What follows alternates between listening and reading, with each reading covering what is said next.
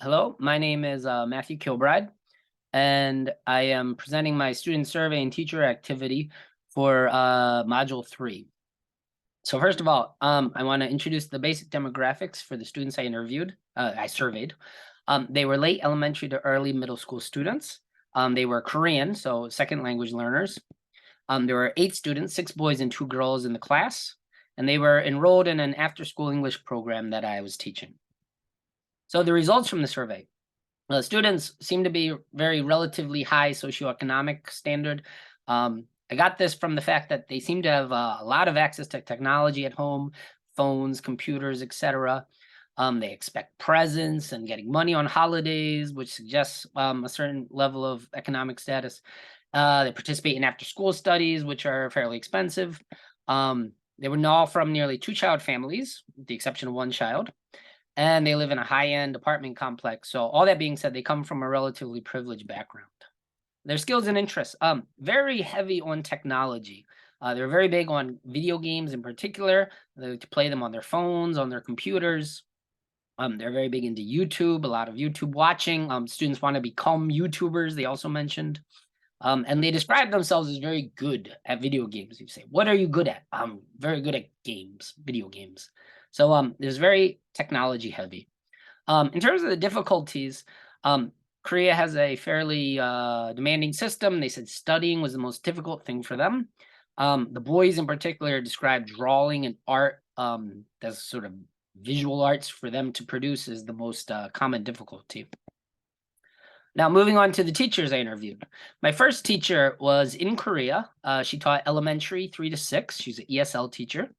And she primarily used the smartboard in her classroom. The strengths of using the smartboard, she was able to visualize content for her students, enable a variety of student participation. Students readily adapted to it, which is a good thing. And especially when they were teaching reading, they could use online interactive books. Found it very effective in that. Weaknesses, teacher pointed at her own ability to learn new technology and new programs when they came along. It took her time to adapt and to use it well, which is actually a thing I heard from other teachers as well. My second teacher, likewise in Korea, a middle school teacher, teaches both English Lit and ESL. Used a wide variety. He's very technology proactive teacher. The strengths of teaching allowed him a lot of creativity in approaching his class. He was able to engage students that are both at a high level and at a low level at the same time. And also, again, students quickly adapted to technology, which makes it using it effective. Unfortunately, he says he had a long amount of prep time in using technology. There's a lot of distractions, students looking at their phones if they're using them in class.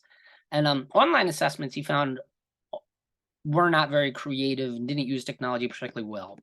The final teacher was in the US rather than Korea. She taught 7th, 11th, and 12th grade. She taught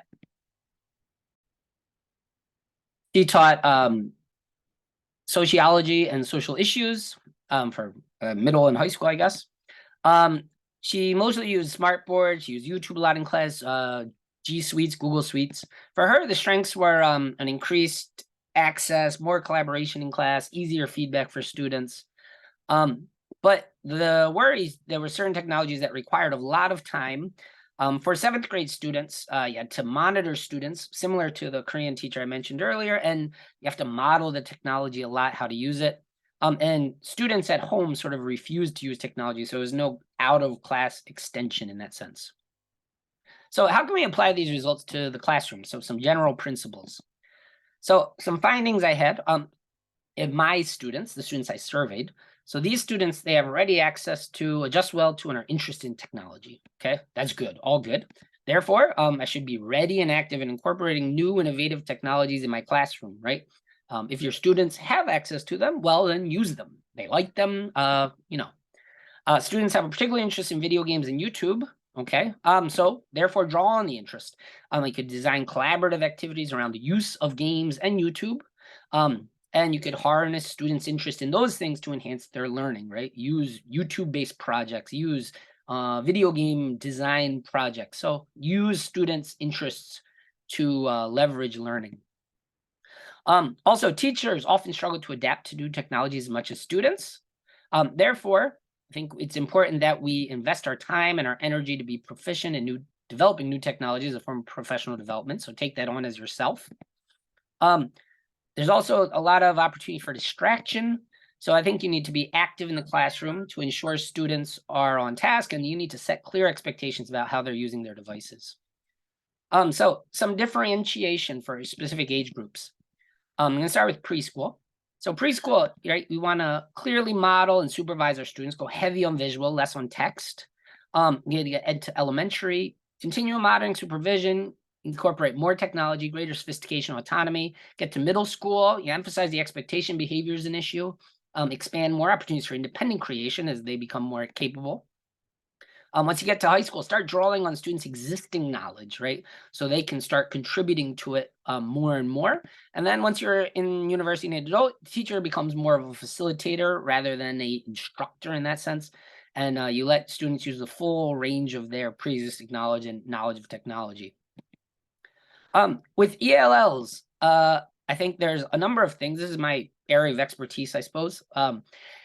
Right, you want to reduce the amount of text, emphasize keywords when you're using like online smart boards, when you're using PowerPoint. You want to emphasize visuals to reinforce the text, right? Use pictures, use illustrations, use word art, that kind of thing. If you're in a school, can coordinate with the ESL teacher to pre-teach relevant vocabulary. So make sure you're in contact with an ESL teacher to help them. And you can simplify, differentiate. If they're an ELL, well, just make the activity a little simpler for them, simplify the goals while maintaining the standards. And finally, in terms of students with special needs, I actually went and kept the ELL because there's a lot of overlap. But specifically in terms of the special needs students, there are a lot of assistive technologies, a lot of different special needs, a lot of different learning disability students have. And there are a lot of assistive technologies. So do the research on what those technologies are, incorporate them into the classroom.